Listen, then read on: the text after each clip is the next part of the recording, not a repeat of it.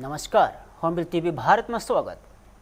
लखनऊ में समाजवादी पार्टी में संभावित टूट की चर्चाओं के बीच उत्तर प्रदेश सरकार में मंत्री संजय निषाद ने दावा किया है कि कई विपक्षी जनप्रतिनिधि भाजपा के संपर्क में है और उन्होंने कहा है कि किसी भी राजनीतिक व्यक्ति का उद्देश्य समाज को संवैधानिक अधिकार दिलाना और विकास सुनिश्चित करना होना चाहिए, जो सरकार के साथ रहकर ही संभव है। और संजय निषाद ने दावा किया है कि उत्तर प्रदेश में समाजवादी पार्टी और कांग्रेस के कई सांसद एवं विधायक भाजपा के साथ आने की इच्छा रखते हैं। उन्होंने कहा है कि सरकार के साथ रहकर ही समाज को सुरक्षा और सम्मान दिलाया जा सकता है। मंत्री ने यह भी दावा किया है कि करीब 2 दर्जन सांसद भाजपा के साथ संपर्क में हैं। सेना गुट के उद्धव ठाकरे गुट के 6 सांसद ने पार्टी छोड़ के अब वो शिंदे कैंप ज्वाइन कर रहे हैं, तो लगातार भारतीय जनता पार्टी पे खरीद फरोख्त का आरोप लग रहा है। ये आरोप प्रत्यारोप गलत है और यही अभी आप देखे होंगे कि उत्तर प्रदेश में भी हुआ है। आपके सहयोगी दल और सरकार के जो मंत्री हैं वो कह रहे हैं समाजवादी पार्टी के तमाम सांसद और विधायक उनके टच में हैं। कल केशव प्रसाद मौर्य ने भी कहा कि 20 से 25 सांसद हैं जो ज्वाइन करना चाहते हैं भारतीय जनता पार्टी। इस तरह के आरोप और इस तरह के बयान आपके सहयोगी दल के द्वारा भी आ रहे हैं। देखो, कोई भी राजनीतिक व्यक्ति होगा, चाहे विधायक हो, चाहे सांसद हो, चाहे नहीं बना है, उसका एक ही काम है, हमें संवैधानिक अधिकार दिलाना। और संवैधानिक अधिकार क्यों दिलाना? क्योंकि संविधान में सम्मान, सुरक्षा, समृद्धि, समानता, स्वावलंबन सब है, सुख है। तो ये सारी चीजें तभी संभव जब हम सरकार के संविधान कौन लागू कराएगा? सरकार। और सरकार के साथ रहेंगे तभी हो पाएगा। अब सरकार आए थे सरकार बनाने, लोग सरकार बन नहीं पाई, तो अब बाहर रहेंगे तो जनता उनसे कहती है ना कि साहब कोई हमें आपने वादा किया था। तो सारे ज्यादातर सांसद विधायक उनके पता हमारे पास भी संपर्क में है कि साहब हमको किसी तरीके दिल्ली ले चलो, अब दिल्ली बात कराइए। कितने संपर्क में? अरे गिनती नहीं कहा सकता। यूपी के जितने भी हैं, यूपी के जितने भी सांसद लगभग हैं उनके पार्टी के, जो 2-4 समाजवादी पार्टी के हैं, कुछ कांग्रेस के भी हैं। तो जो भी लोग हैं एक विशेष विचारधारा को छोड़कर जो हिंदुत्व विचारधारा वाले हैं, वो सब लोग चाहते हैं कि भारतीय जनता पार्टी के साथ हम आए और हम अपने समाज के कुछ तो वो तो सांसद अभी आना चाह रहे हैं, सांसद का या आपके विधायक? अरे हम कह रहे हैं कि सांसद रहेंगे तभी तो भाई सरकार के साथ रहेंगे, तभी तो सम्मान कुछ दिला पाएंगे समाज का, उनको सुरक्षा दिला पाएंगे, समानता, समृद्धि, स्वावलंबन दिला पाएंगे। आए थे सरकार बना पाए नहीं, क्योंकि वो तो बटुरे जोगी मठ उजाड़ थे। तो जो उनके नेतृत्व, तो इसलिए ऐसे बहुत सांसद हैं। उनके आपके साथ आगे क्या मिल पाएगा? आपका खुद ही आरक्षण नहीं लागू हो पाया? अरे यार, हम कहते हैं आरक्षण का अधिकार हमारे समाज के पास है।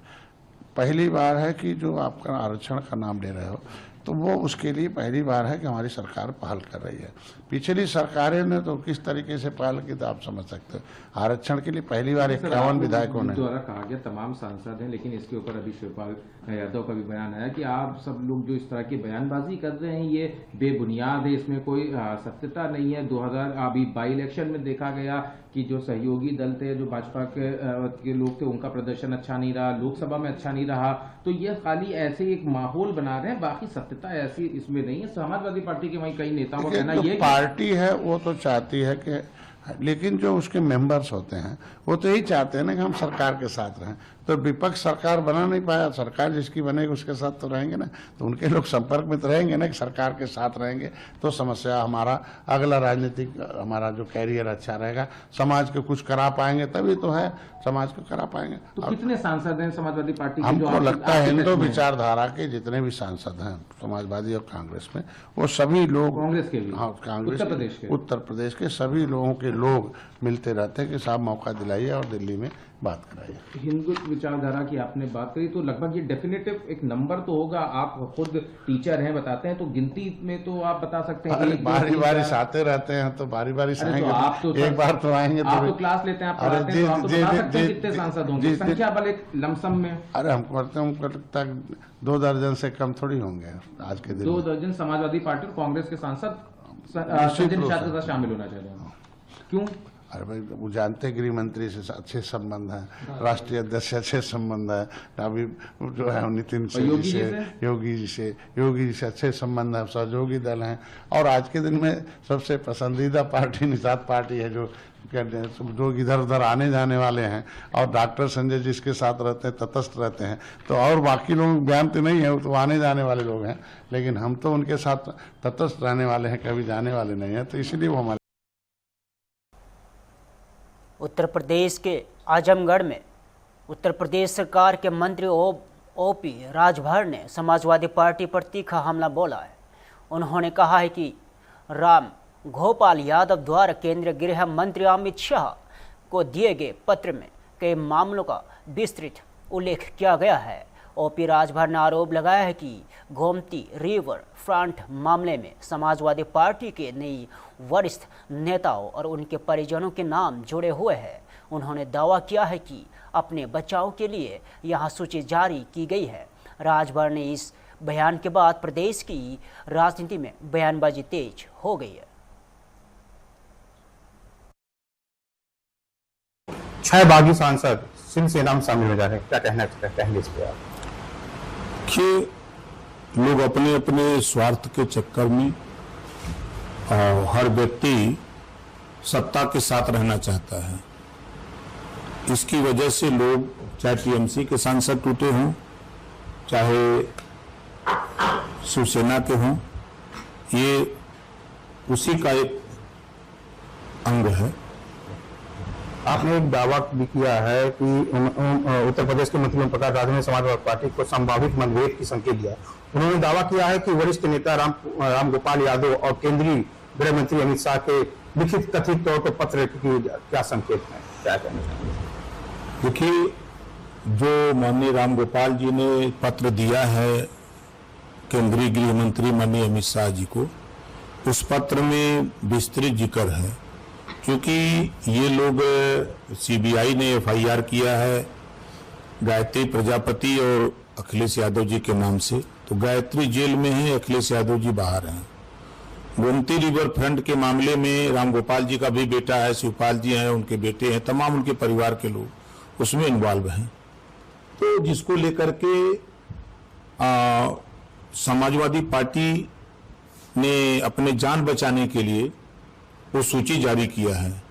आप देखिएगा पूर्वांचल के बहुत से, जैसे अखिलेश यादव जी पीडीए चिल्लाते हैं ना, नाम तो दलितों का लेते हैं, लेकिन दलितों के साथ बड़े पैमाने पर अत्याचार करते हैं, पिछड़ों के साथ बड़े पैमाने पर अत्याचार। पूर्वांचल के बहुत से ऐसे सांसद हैं जो दिल्ली संपर्क बनाए हुए हैं और कि हम आपकी पार्टी में आ रहे हैं, हम सत्ता के साथ रहना चाहते हैं, ऐसे तमाम लोग घूम रहे हैं। ऐसे हम लोग झूठ नहीं बोल रहे हैं। आपने एमएलसी के चुनाव में देखा, जब राज्यसभा का चुनाव था, तो तमाम इनके कई विधायक इनके साथ, इनसे नाराज लोग स्वेच्छा से भारतीय जनता पार्टी में चले गए। अखिलेश यादव ने सपा के टूट के दावे को ओम प्रकाश राजभर का मजाक उड़ाते हुए कहा है कि ये सब दावे केवल संभावित विभाजन की बात कही जा रही है, ऐसा कुछ नहीं है। दाना और गाना की बात इन्होंने कहा। अखिलेश यादव जी ने स्वीकार किया। अखिलेश यादव जी का कल मैंने बयान पढ़ा, तो उन्होंने कहा कि भारतीय जनता पार्टी ने हमारे एमएलसी को तोड़ लिया, हमारे एमएलए को तोड़ लिया। अब आने वाले दिनों में जो कमजोर होगा, जो डरपोक होगा, वो टूट जाएगा। जो डरपोक नहीं है, तो डरपोक तो उनके परिवार के लोग, जो 4-5 लोग हैं, उन्हीं को छोड़ दीजिए। चाहे धर्मेंद्र की बात कर लें, चाहे अखिलेश जी की बात कर लें, चाहे डिम्पल जी की बात कर लें, चाहे उनके परिवार के रामगोपाल जी के बेटे हों, चाहे शिवपाल जी के बेटे हों, यही 4-5 लोगों को, और कुछ 2-4-6 लोग और हैं, इनको छोड़ दीजिए, तो सारे लोग तो इनका साथ छोड़ने को तैयार हैं। सब लोग दुखी हैं। खुद अखिलेश जी कह रहे हैं कि जो डरपोक है वो चले जाएंगे, और जो साहसी है, हिम्मती है, हमारे साथ रहेंगे। अखिलेश जी का बयान है, हम थोड़ा कह रहे हैं। उन्होंने ये भी दावा किया है कि भाजपा केवल तोड़ने का ही काम करती है। जब याद करें, जब उनके साथ में था, तो उन्होंने भी यही हमको राय दिया था कि बीजेपी से कुछ लोगों को ले आओ। तो याद है आपको कि दारा सिंह चौहान गए थे, स्वामी प्रसाद मौर्य गए थे, भूल गएगा वो। शिक्षा व्यवस्था। प्रधानमंत्री नरेंद्र मोदी के लगातार 12 वर्षों के कार्यकाल को लेकर देश भर में विभिन्न कार्यक्रम आयोजित किए जा रहे हैं।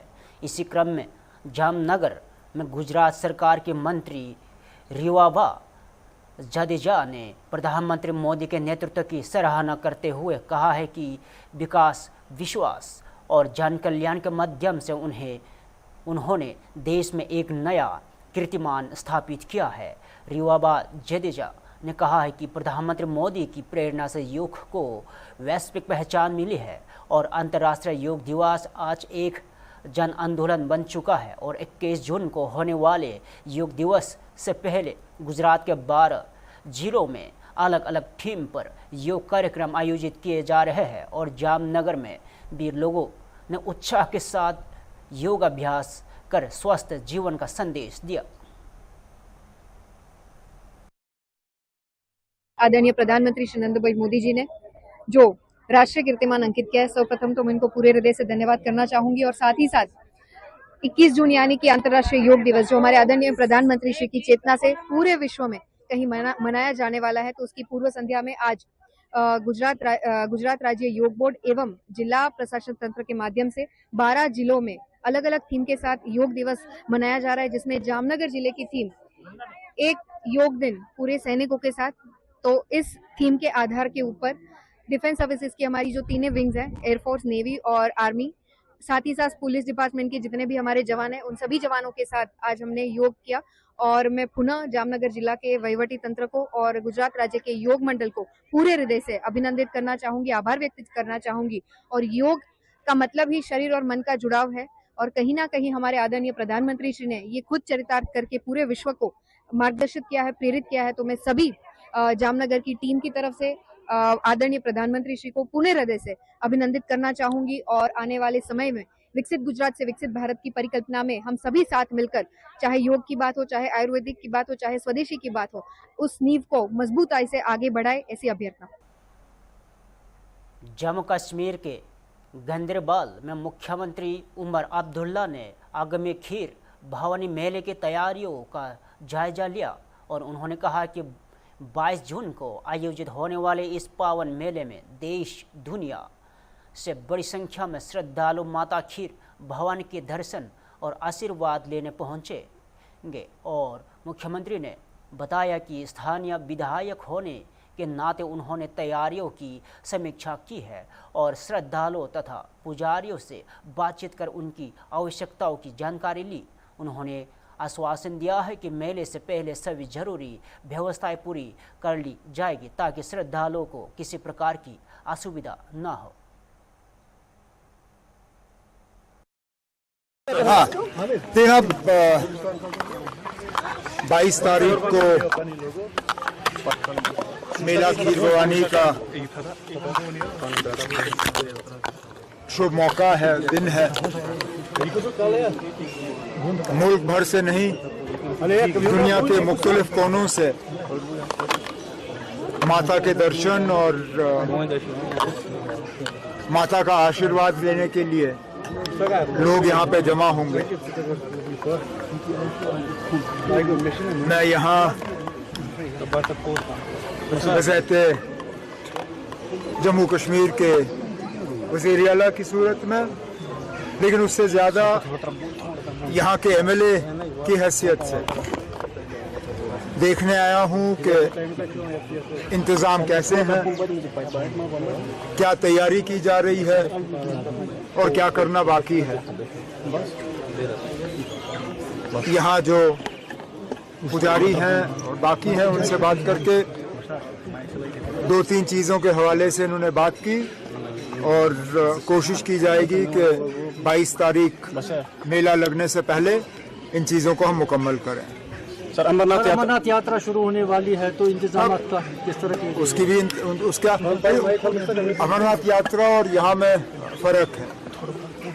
वहाँ पे बोर्ड है, यात्रा ठीक तरह से चले उसमें सबसे बड़ी जिम्मेदारी बोर्ड की बनती है, लेकिन हुकूमत के तरफ से जितना हमें ताउन देना है, जितनी मदद करनी है वो हम कर रहे हैं। उम्मीद करते हैं कि चाहे वो माता खीर भवानी के मेले की बात हो, चाहे अमरनाथ जी की यात्रा की बात हो, जो यात्री आते हैं वो सही तरीके से और आराम से अपना दर्शन कर सकें, प्रार्थना करें, और उनसे हम एक ही उम्मीद करेंगे कि जब वो प्रार्थना करें तो जम्मू कश्मीर में अमन और भाईचारे के हवाले से भी दो अल्फाज जो हैं वो अपने प्रार्थना में डालें। देहरादून उत्तराखंड में एसटीएफ ने देश विरोधी गतिविधियों से जुड़े संभावित नेटवर्क की जांच के तहत उधम सिंह नगर निवासी मोहम्मद सलाउद्दीन को हिरासत में लिया है और एसटीएफ एसएसपी अजय सिंह ने बताया है कि सिग्नल और टेलीग्राम जैसे ऐप्स के माध्यम से कुछ लोगों के देश विरोधी गतिविधियों में शामिल होने की आशंका के इनपुट मिले थे। जांच के दौरान संबंधित व्यक्ति के विदेशी नागरिकों से संपर्क होने की जानकारी सामने आई है और जिसके आधार पर उससे पूछताछ के लिए लाया गया और तलाशी के दौरान उसके पास से एक पिस्टल और 4 कारतूस और 4 डेटोनेटर बरामद किए गए थे और मामले में आगे की जांच जारी है।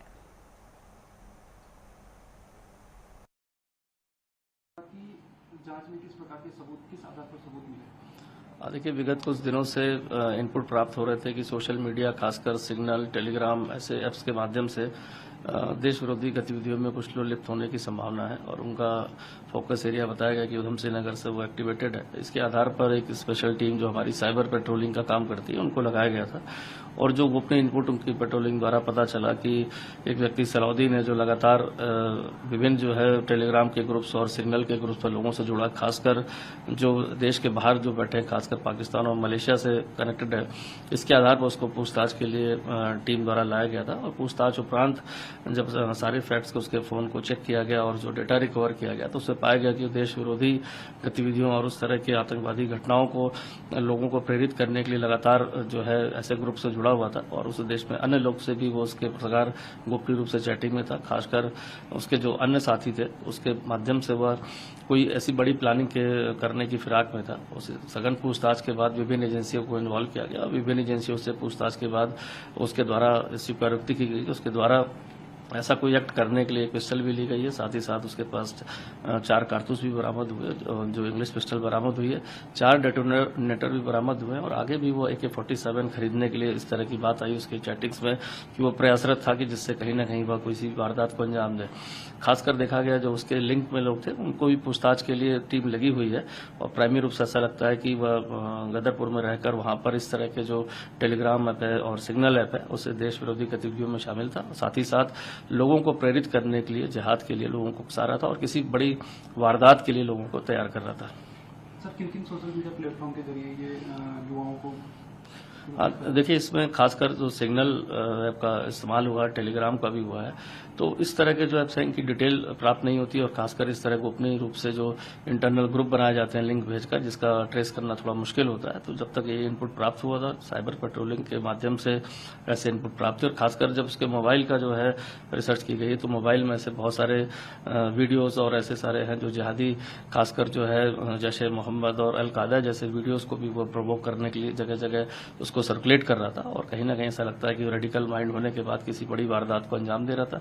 जो अभी तक साक्ष्य हैं उसके आधार पर एक्सप्लोसिव एक्ट, आर्म्स एक्ट और विभिन्न धाराओं में साइबर एक्ट में जो है उसको IT एक्ट में केस बुक किया गया है। साथ ही साथ जो अन्य लोग इसके साथ जुड़े हुए थे उनकी भी तलाश करके उनके भी संबंध में टीमों को लगाया गया है। सर, क्या किसी संगठित मॉड्यूल या किसी विदेशी जो देखिए, इसमें जो अभी तक प्राइमरी रूप से जो जानकारी आई है कि इसमें जो कहीं ना कहीं इसमें एक व्यक्ति था जो जिसके द्वारा बताया गया कि वो तेलंगाना से आया था, उसके द्वारा उसके कुछ पैसे भी दिए गए इस काम के लिए और उसी व्यक्ति द्वारा सिग्नल ऐप पे अन्य लोगों से भी संपर्क कराया गया था।